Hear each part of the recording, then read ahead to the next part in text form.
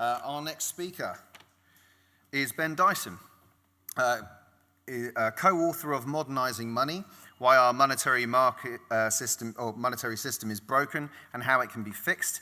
He argues that a design flaw in the banking system which allows banks to effectively create more than 97% of the money that our economy runs on is responsible for the financial crisis, unaffordable housing, and the government's reliance on unsustainable debt-fueled growth.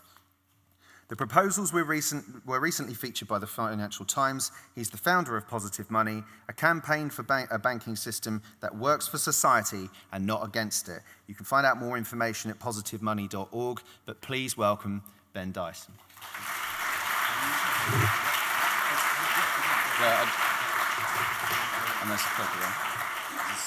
It's working. Morning. I think that's working, isn't it? Okay, so about 12 or 13 years ago, I decided to study economics. And the reason was, I figured, economics explains how the world works. So if I could understand economics, I could figure out, how to make the world a better place. And it only took about a year of studying economics to become quite disillusioned, to realize that economics has very little to teach you about the real world and how things actually happen in reality. And I'll give you a couple of examples of how far removed economics has come from how things really are in the real world. Economics basically gives everybody, well, they explain human beings as though they're completely rational, calculating individuals who weigh up the pros and cons of every single thing that you could do to figure out what's going to give you the most benefit. So it will tell you that if you walk into a supermarket, your brain starts weighing up all the different combinations of things that you could buy, everything that you could put in your basket. And through some rational calculation, you end up buying the basket of things that's going to give you the most happiness. Now, we all know that's not really the way things work. You go in there, you see the special offers, you buy some beers and some donuts, and then you get home and you realize you've forgotten the pasta that you needed to cook dinner. We're not that rational. Economics actually says that there is a way of figuring out the formula for happiness, because we're all rational and we calculate things in this sort of mechanical, rational way. This is their formula for happiness. I can't explain it, but so studying this, has anybody here studied economics? Okay, yeah. Well, it doesn't take long before you start to think, well, this has got nothing to do with the real world. And I got frustrated with the course. I wasn't really learning anything that was useful. Did learn one thing that was useful, though, and it was, there's one thing that's left out of economics, and it's the study of money. And this might sound really odd, because you would think economics is all about money. But most of the economic models that they have, they completely ignore the fact that money exists. And they ignore things like banks and financial markets and how they affect the way we all live. There was one day when I was going through the library, this is the library in my university, looking for some really boring textbook that I didn't want to read. And this words on the spine of a book caught my eye. And the book was called The Grip of Death. And the reason it caught my eye was because nothing that's in the economics section of a library should have a title as interesting as that. I used to work in a bookshop, so it bothers me if something's filed in the wrong place. So I took it out, started to figure out where it should actually be, and the subtitle was even more interesting. It was a study of modern money, debt slavery, and destructive economics. So I ended up scrapping the reading list and just spending the weekend reading through this book. And what it explains is the fundamental thing it was talking about was this question: where does money come from? And it's a question that, although most of us spend most of our lives working for money, we rarely ask questions about where it actually comes from in the first place. So if I ask you now, who makes these? Who makes the coins in your pocket? Any guesses? Bank of England, close. It's the Royal Mint working on behalf of the government. Who makes these? There's a clue on there, it says at the top. Bank of England. What happens if you make your own? Yeah, exactly, something like this, 2 a.m. one morning. But there's a twist in this story. So most people have this idea that only the government is allowed to create money. The twist is that the government only creates the physical money, the coins and the notes. And that kind of physical money makes up only 3% of all the money that exists. So what about the other 97%? Well, firstly, what is that 97%? It's just numbers in computer systems. It's the numbers that you see when you check your bank balance on internet banking, or the number at the end of your bank statement. It has no physical form. It's just an electronic accounting entry in the computer systems of your bank. And who creates these numbers? It's not the Bank of England. It's the same banks that were implicated in the financial crisis. Every time that you take out a loan from a bank, that money isn't coming from somebody's life savings. It's actually new money that is created effectively out of nothing through some very simple accounting. I'm not going to bore you with the accounting today. But usually when we tell people this, if it's the first time they've heard that 97% of the money in the economy is created by banks and not by the government, they usually accuse me of being crazy. So this is a paper from the Bank of England that was released about a year ago. And this is the way they explain the process. They say commercial banks, that's the high street banks, create money in the form of bank deposits by making new loans. When a bank makes a loan, for example, to someone taking out a mortgage to buy a house, it does not typically do so by giving them thousands of pounds worth of banknotes. Instead, it credits their bank account with a bank deposit the size of the mortgage. At that moment, new money is created. So every time somebody borrows, the bank is effectively creating brand new money. This is Martin Wolf, who is the chief economics commentator for the Financial Times. The way he explains it is this. The essence of the contemporary monetary system is the creation of money out of nothing by private banks, often foolish lending. So the effect that this has on the economy and the world we live in depends on how the money that banks create is used. And so this firstly shows you how much money banks have created since 1970. And we've gone from having about 28 billion pounds in the economy 40 years ago to having more than 2,200 billion now. So when we had that economic boom in the run-up to the financial crisis, that wasn't based on anything fundamental. It was effectively driven by the creation of all this new money. And remember that this money is being created when people go into debt, so there is also the creation of huge amounts of debt as well, as much as you can see on this blue line. The green line here is just the amount of money created by the government. So the money created by the banks in the 10 years before the financial crisis here, this is where it went. This is how the money was used. 51% of all the new money that they created went straight into property, into mortgages and commercial property. So if you're wondering why house prices are so expensive, this is a big part of the reason why. 31% went into the financial markets. Only 8% went into non-financial businesses, so businesses outside the financial markets. The idea that most of us grow up with is that banks are there to take money from savers and go and invest it in businesses. But this is actually a really tiny part of what banks do today. And then the remaining 8% was the credit cards that you got on the pre-approved credit card applications that everybody received, this huge bubble of consumer credit and debt that happened before the crisis. So the consequences of this, firstly, there is the debt that is created by this system. Because we all grow up with this idea that money is good and debt is bad, and you want more money and you want less debt.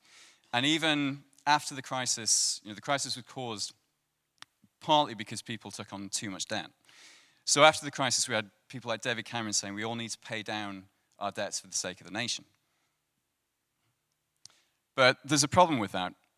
Think about this. What happens when you repay a loan? What happens to the money that you repay the loan with? It disappears. It's exactly the reverse of what happens when a loan is taken out. So this, again, the Bank of England explains this. Just as taking out a new loan creates money, the repayment of bank loans destroys money. Banks making loans and consumers repaying them are the most significant ways in which bank deposits are created and destroyed in the modern economy. So every time you go into debt, new money is created, and when you pay off that debt, the money disappears from the economy. So we can't really say that it's like this, because in the current system, money and debt are the same thing. They're both created simultaneously by the banking system. And money is only created when people go into debt. So when you have, for example, the Citizens Advice Bureau, they do incredible work trying to advise people on how to get out of debt. But the more successful they are in getting people out of debt, the more money disappears from the economy. And we cannot all get out of debt in this system because it drains money from the economy and risks causing a recession. We're kind of dependent on debt. So we have a choice, basically. We either have, if we want more money to come into the economy, we have to go further into debt to the banks. If we say we've just had a crisis that was caused because people had too much debt, therefore we need less debt, the problem is we're going to end up with less money. And the government had a choice here between which of these two options it could choose after the financial crisis. And it went for this option. It's why ever since the crisis happened, you've had people saying, you've had politicians saying, look, we've got to get banks lending again. You know, even though the problem was banks lending too much, the answer is we need to get banks lending more. So this has meant that since the crisis, the total level of personal debt has hardly fallen. And it's now forecast that by 2018, personal debt in the UK will be as high as it was when the financial crisis hit. So that's dangerous. This guy here is the former boss of the Financial Services Authority, and he was just warning about this. He says, we got into this mess because of excessive creation of private credit and money. We should be concerned if our only escape route implies building up a future excess. So basically, we can't, if too much debt was the problem, then too much debt cannot be the answer. Okay. The next big consequence is on house prices. So a lot of people, particularly in this country, will have heard this story that, you know, there's too many people in the country and there's just not enough houses. Now, it's true that we've not been building as many houses as we need for about the last 20 or 30 years, but this is not the thing that really explains why house prices are so expensive now. This chart here goes from it shows everything relative to 1991.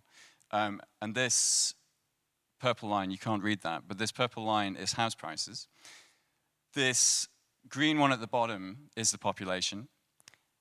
The red one is the housing stock, the number of houses in the country. So the number of houses in the country has been growing actually faster than the population.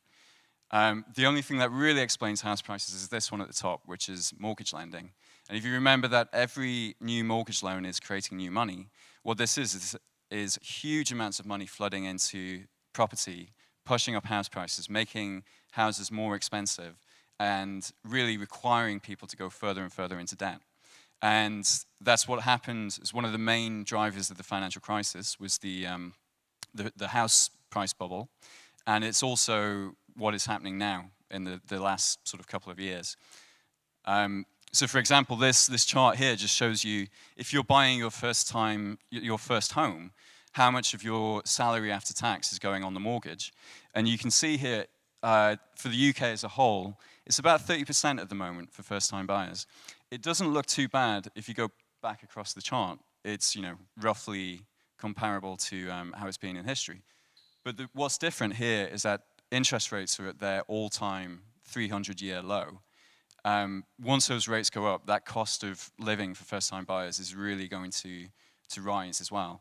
So we've got potentially another housing crisis. A lot of people who've taken on mortgages that they can't afford, and this is really going to cause problems for people. Okay, it has a big impact on inequality.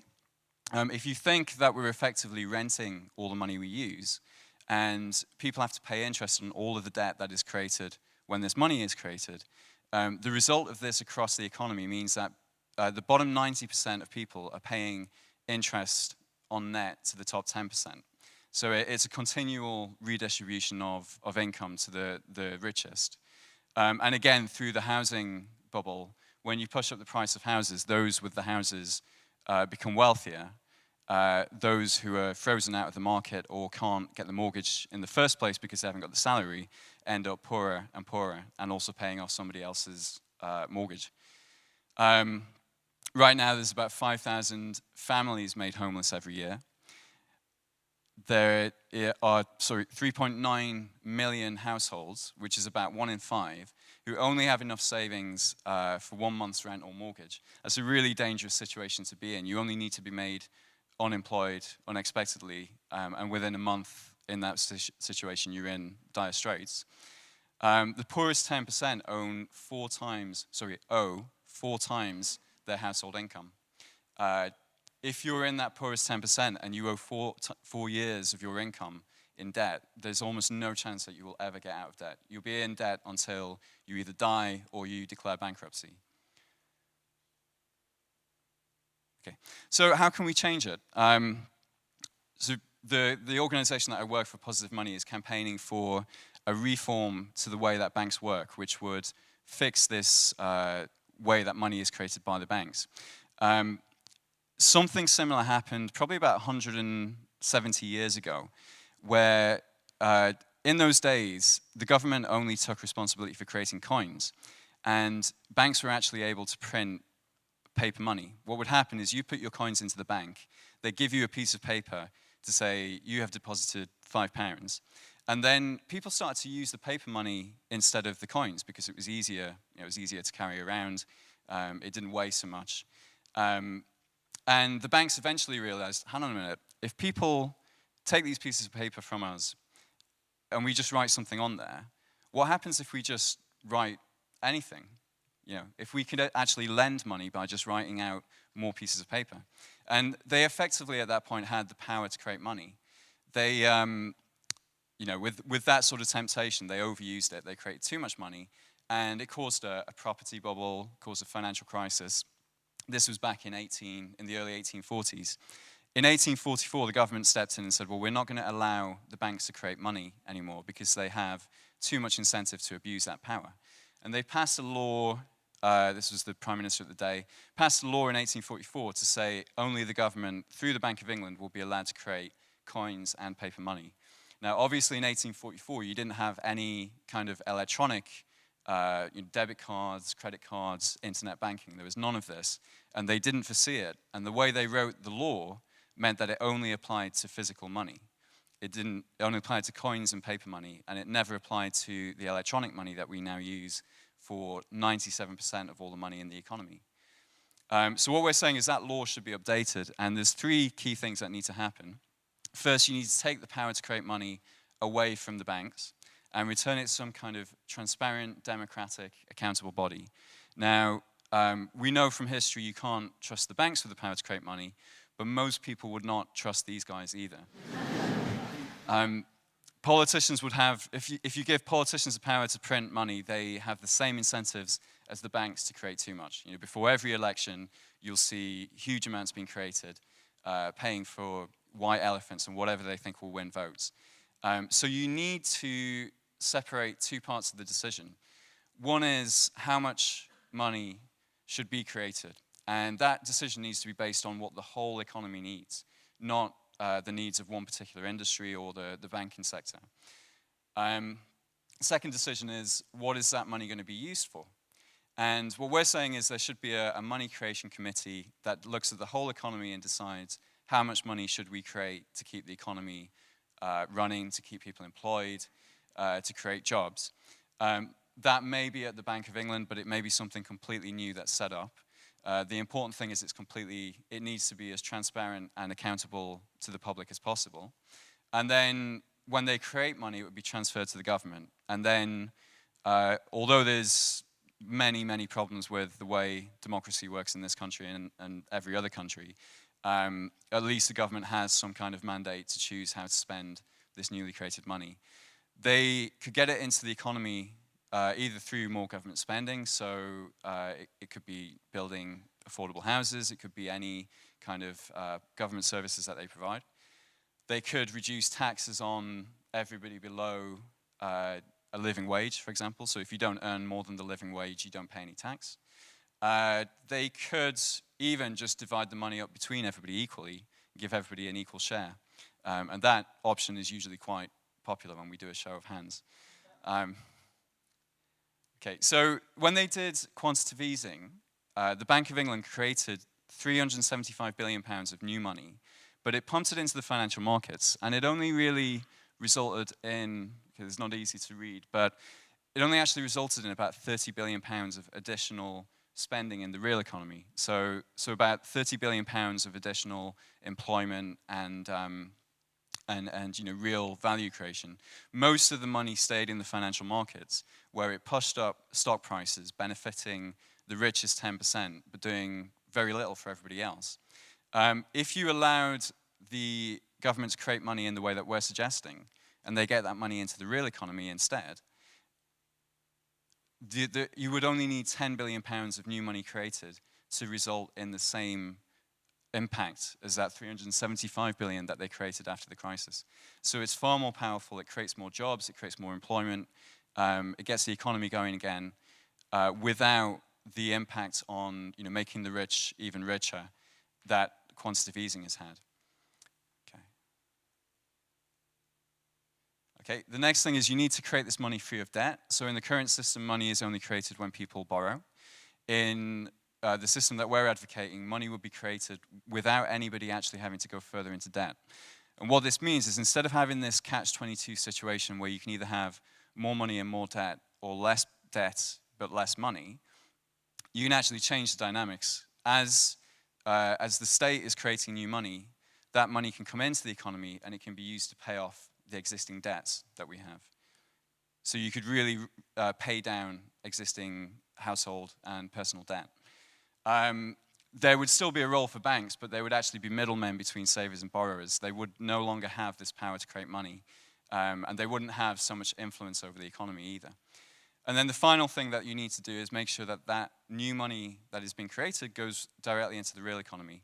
So, when banks have the power to create money, most of the money goes into the housing sector, the financial markets, and on personal loans and credit cards. What we need to make sure happens is that either money goes through investment into businesses, or it goes directly into people's pockets so that they can spend it in the real economy. So this is it's seen as quite a radical idea, even though actually the Tories implemented something like this in the 1840s. But it's becoming less and less radical. And this is an article by the chief economics commentator for the Financial Times, where he's now arguing we should strip banks of their power to create money. He refers to the book that we published under Positive Money and the ideas that we have in there, and says this is something we should do before the next crisis. He says, this proposal will bring huge advantages. It will be possible to increase the money supply without encouraging people to borrow to the hilt. It would end too big to fail in banking. It would also transfer seigniorage, which is the benefits from creating money, to the public. So the public would benefit from creating money instead of the banks.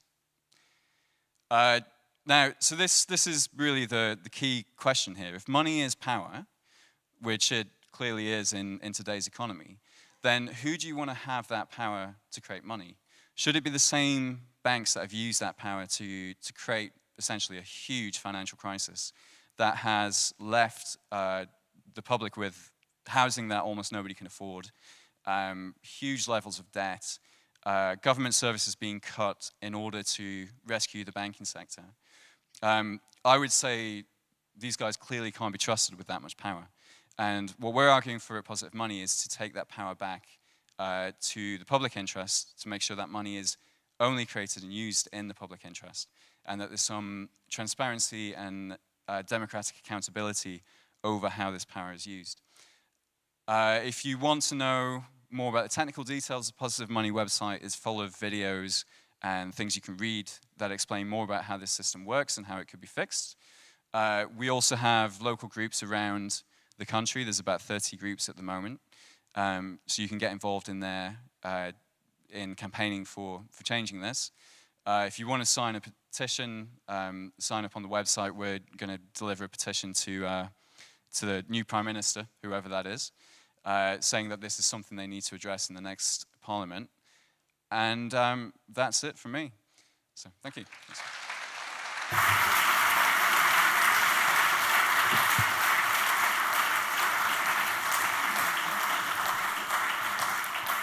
Okay.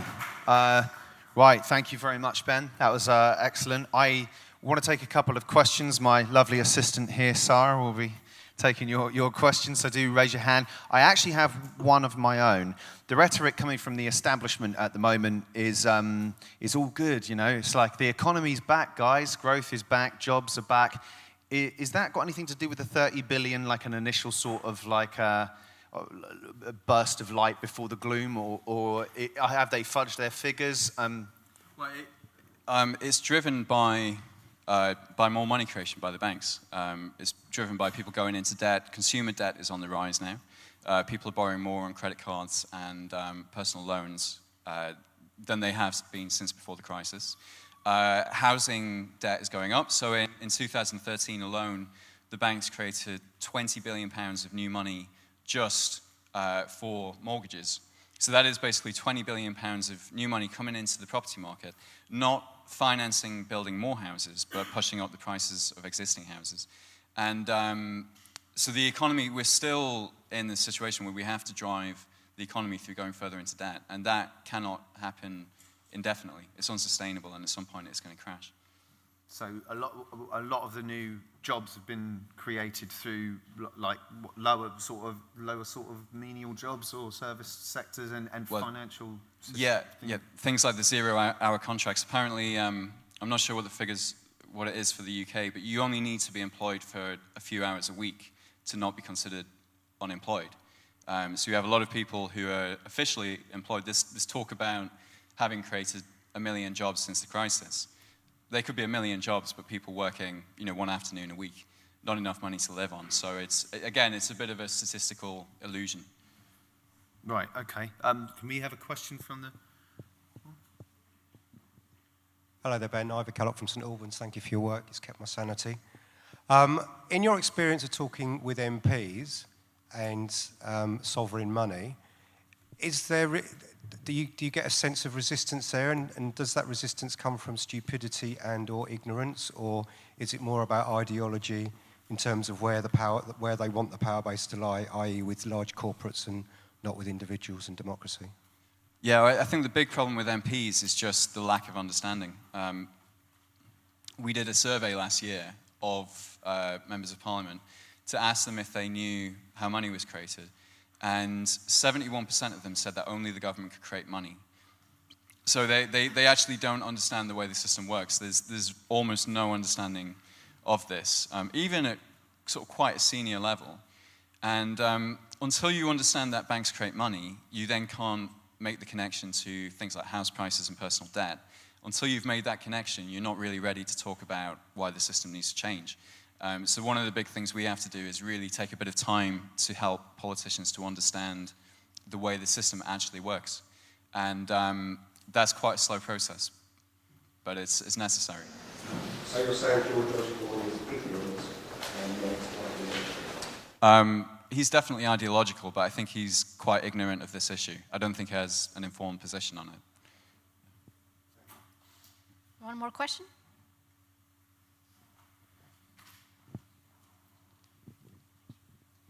Following on from what you've just been talking about, I watched the parliamentary, very poorly attended debate last year. I think about 16 MPs turned up. Has there been any follow-up, any outcome? Yeah, well, quite a few of the MPs at that debate argued that we need some kind of official government study into how money is created and how that system can be changed. All of the investigations and all of the commissions that have happened so far have been just focused on banking and how to regulate banks. They've not actually been looking at whether the whole monetary system needs to change.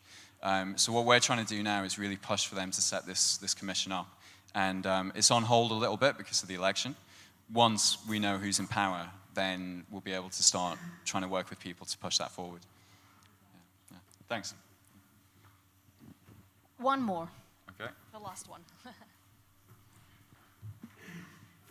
Thanks for coming out. I was just wondering where you think digital currencies might fit in at the moment, because obviously a lot of it is solved by that.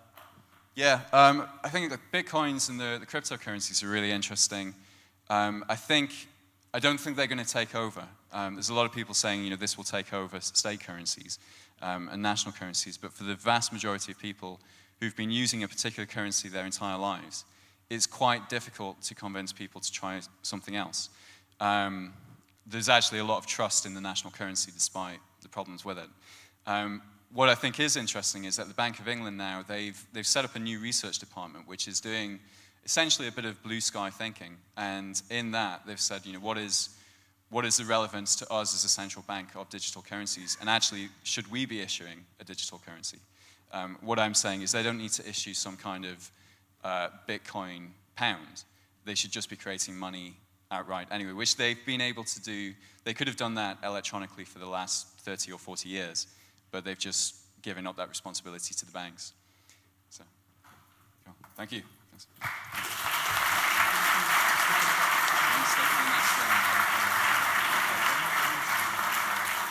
Thank you. Thank you very much.